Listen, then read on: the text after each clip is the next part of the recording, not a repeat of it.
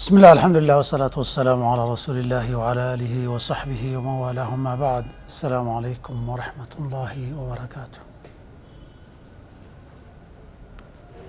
waxaan rabaa halkan inaan ka soo gudbiyo ama ka diro fariin ku socota khilaafka ka jira masaajid ku yaala waddanka Holland gaar ahaan magaalada Amsterdam oo masjid Quba la yiraahdo khilaafkaas oo u dhaxeeya walaalihii kaalinta weyn ku lahaa dhisidda masaajidka iyo wadistiisa si looga faa'iideysto loogu intifaaco sababtaan u dirayo waa dad badan oo muddo waddanka aan joogi jiray iigu aaneeyey ama i xijisiiyey bal inaan wax ka yidhaahdo طبعا waddan aan muddo joogay buu ahaa aan rajaynayana wakhtigii aan joognay in uun wanaag aan u joognay dadka khilaafka isku hayana waddadan qaarkood garanayo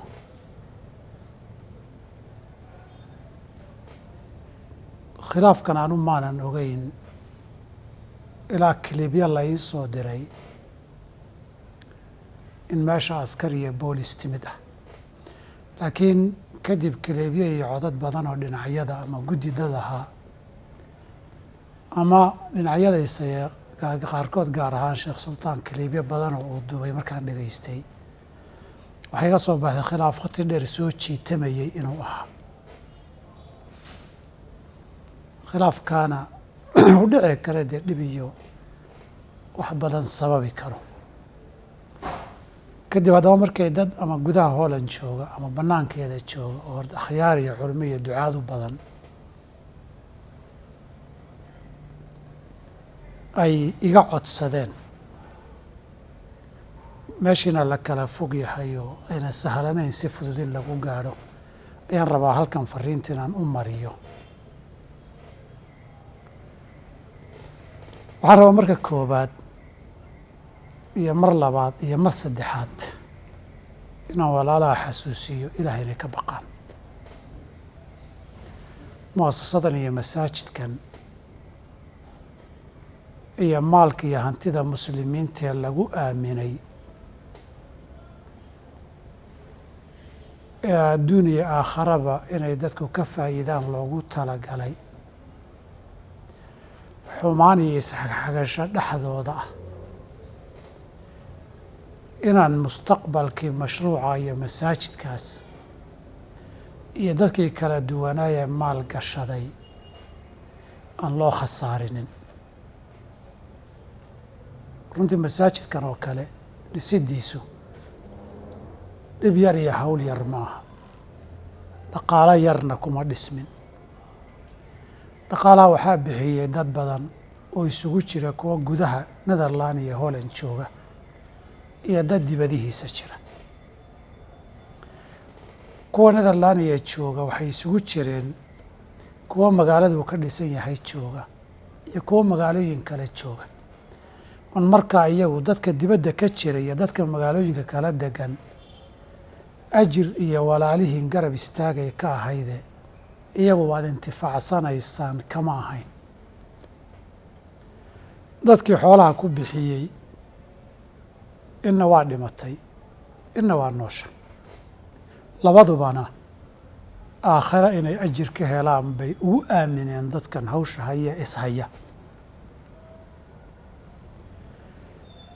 intii noolna xataa intii magaalada joogtay qayb baan joogin oo hadda ka tagtay in joogtana berri inay meel kale ka aadaa laga yaabaa in cusubna ay timaado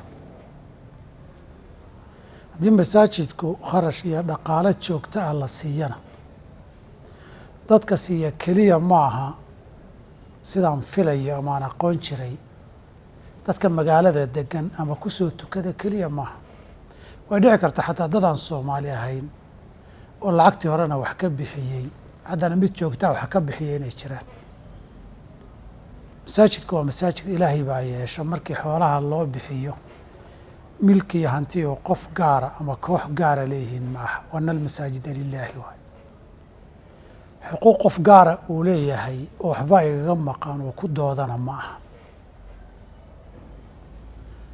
qofkii ay timaada fursad inuu dadka uga faa'iideyn karo waxna ku biirin karana waa looga baahan yahay. qofkii ay fursadda iman weydo ama xaggiisa ha ka iman weyda ama xagga baahida jirtaba ha ka iman weyde kuma laha xuquuq gaara oon ahayn ta muslimka guud uu ula siman yahay oo hadduu u baahda inuu ku cibaadaysto oo ku tukado, haddii uu sadaqa inuu kula baxo rabana uu kula baxo. masaajiddu waxay mudan tahay in la dhiso, gaar ahaan dhul gaala marka la joogo ma mudna in la dumiyo.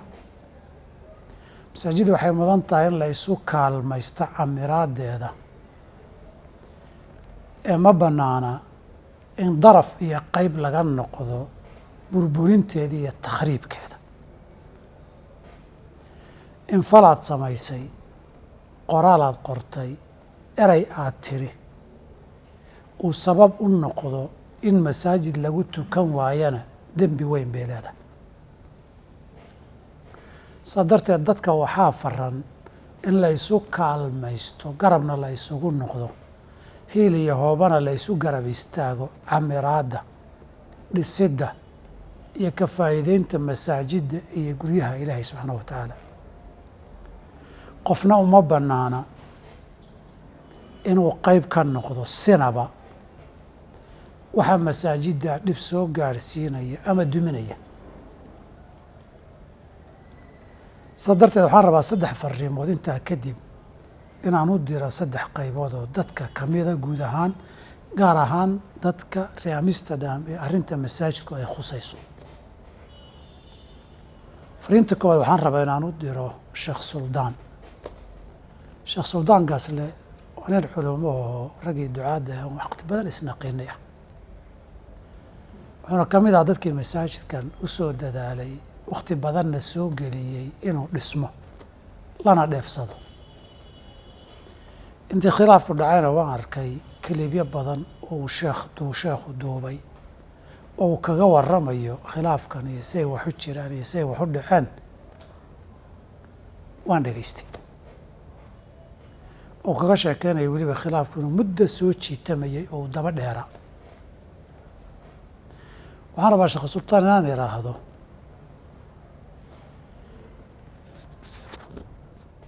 adiga waxaa tahay nin culimo ah, nin daaci oo dadka khayrka iyo wanaagga faraa tahay.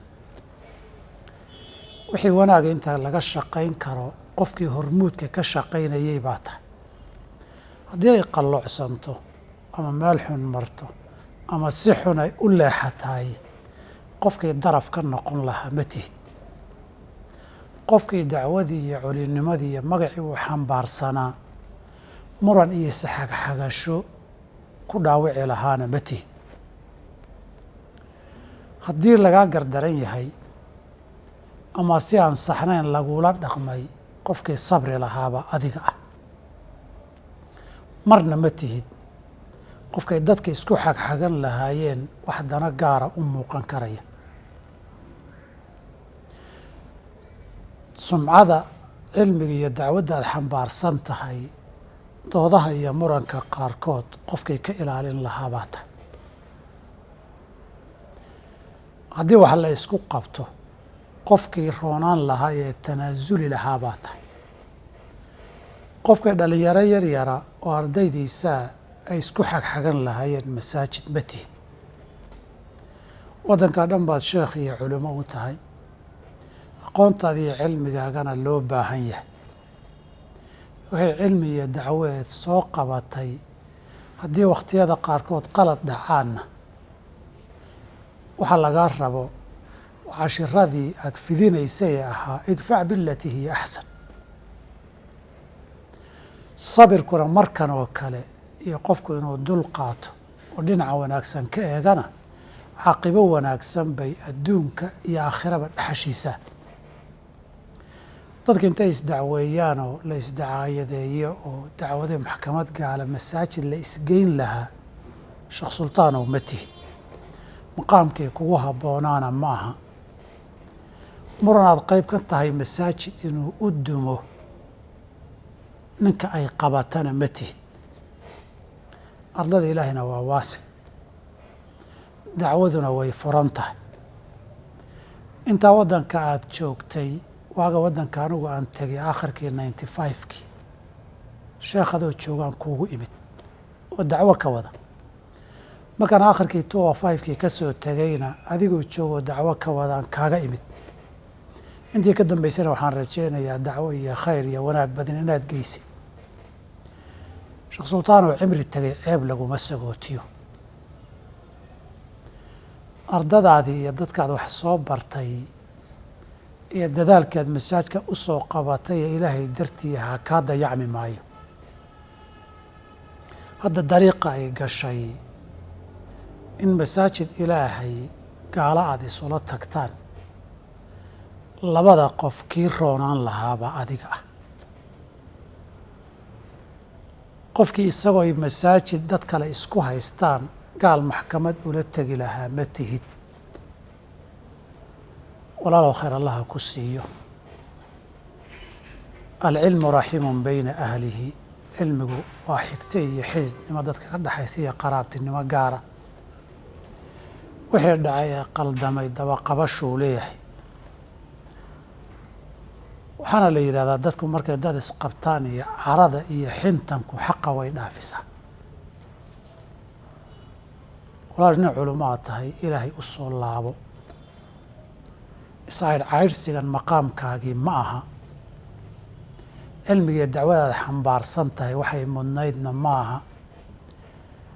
ninay dad masaajid isku haystaan oo maxkamad gaala inuu tago ay habboon tahayna ma tihid. caanadaatee waa la daba qabtaa. masaajidkaada waxa ka soo dhistay inuu dumo qayb ha ka noqon, oo hadday dad kale iyagu sidaa doonayaan u daa gacantooda ha ku dumo, ceebteedana dunida ha yeeshaan. wixii dembi iyo cadaab ka dhasho aakharana iyagoo qoorta ha sudhaan. ma tihid ninkii koowaad ee masaajid intuu abaabulay ardayna wax soo baray la afgembiyey ma tihid. intaan joogay waxaan xasuustaa sheekh abu sayid axmed salaam, sheekhan tilburukh degan ee asalka syriya ka soo jeeday. masaajid magaalada ay lacag ururiyeen ay dhiseen isagoo mu'tamar Spain ku maqan. ardaydiisii niman waktigaa la dhihi jiray ma aqaano hadda meel ay jiraan bushta ayaa la dhihi jiray, ay afgambiyeen oo furayaashii bedeleen. anoo Eindhoven joogu ii yimid, waraaq buu ii keenay fatwo ah oo masaajidka inaan lagu tukan karin, waa salaa fi daari almaqsuuba, guri la dhacay oo lagu tukanaya uu yahay. sheekhu waa xanaaqsanaa. intaan fariisay waxaan ku ihi sheekh, fatwadan way kaa khaldan tahay. daari almaqsuuba waxaa noqda milkiga khaaska ee qofku leeyahay. masaajid dadka milkigiisu ka dhaxeeyey maamulku isqabsadeen daarulmaqsuuba ma noqdo. dhibkan wuu kugu dhacaye dhib labaad oo fatwo qaldan ah yeenan iyadana kugu meelmarin oo magaca kugu dhegin. runtii aad baan ula hadlay, wax badanna uu iga qaatay. masaajid kalea ilaahay siiye oo ka weynkii hore, kiina wuu iska baaba-ay oo dadkii intii wax faa'iidaysanaysay meeshii wax jiray bay aadeen. taasi waxaan is leeyahay waa cashir tusaale noqon kara. shay ilaahay dartii qofkii uga taga cawadahu llahu khayran minhu. haddii mid kaliya mashruuc kala aada aasaasto, dad badan oo muslima garab kugu siin, kana dembi ka geli maysid, magaxumana kaa soo gaari mayso. insha allah mid ka khayr badanna ilaahay baad ka heli. inta waxaan rabaa sheekh sultaan inaan iraahdo, xal ma aha, wanaagna ma aha isdaba orod iyo isdacaadeyn iyo iscaydhsi iyo isdacweyn. masaajidna danu maaha, dacwana danu maaha. adiga maqaamkaaga iyo cilminimadaada iyo dacwadaadana danu maaha.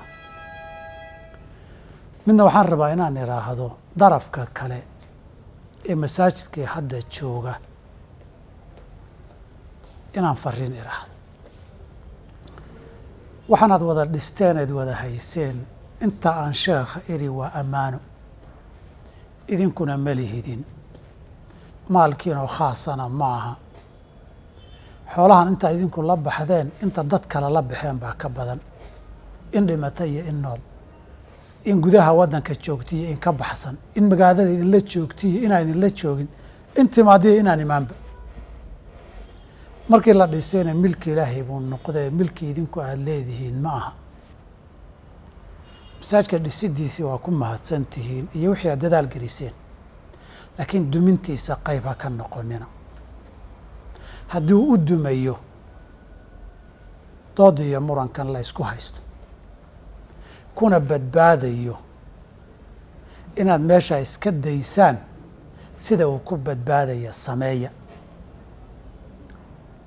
waxaa ceeb idinku filan arday iyo sheekhoodii isxagxaganaya oo isdacaayadaynaya oo isdacweynaya.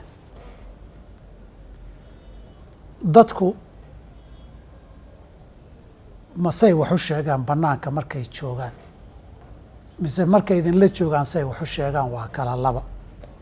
ani halkan waxaa igu yimid dad badan oo ka yimid Holland guud ahaan, Amsterdam kuwa ka yimidna waa arkay. dad sidaydoo kale reer waddanka ahaan jiray ama reer Amsterdam ahaan jira oo halkan igula noolo dad la soo xiriirayna waa arkay.